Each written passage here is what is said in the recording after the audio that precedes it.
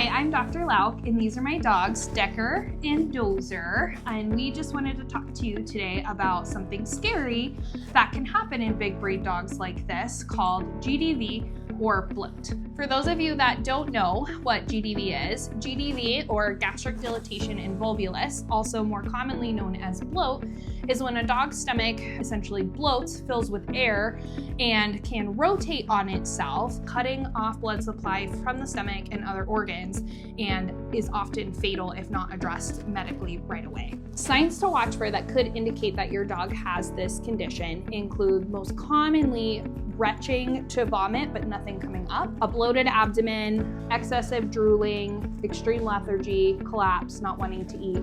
If you see any of these signs and you have a large, deep-chested dog like these guys, you should go to the ER immediately. Breeds most at risk for this condition include St. Bernards like these two, or Great Danes being the most common, Dobermans, Irish Wolfhounds, German Shepherds, standard poodles, and even some labs. Essentially, the deeper the chest, the higher the risk. There are a few things you can do at home to help prevent this. The first being feeding smaller meals more frequently as opposed to one big large meal in the morning, as well as no activity 2 hours after eating, using things like slow feeder bowls to slow them down so they take in less air, as well as not feeding from elevated dog bowls. The good news is there is a surgery that we can do to help prevent this. It's called a gastropexy. Decker over here is gastropexy. Dozer's not quite old enough for that yet, so he's not, but it's in the plan. What a gastropexy is we are tacking the stomach to their body wall, so if they do bloat, they won't be able to twist, which is the critical and life-threatening part of the condition. Here at Westridge, we perform this procedure laparoscopic assisted, which means smaller incision, which then leads to less pain and faster recovery compared to a traditional open procedure.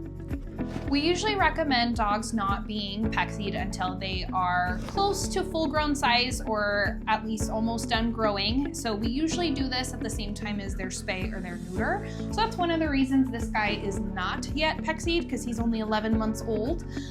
So that is something we can always add on at the same time as a spay or a neuter. Well, it does add some additional costs to just a traditional spay or neuter. It does save you stress, money, and possibly their life.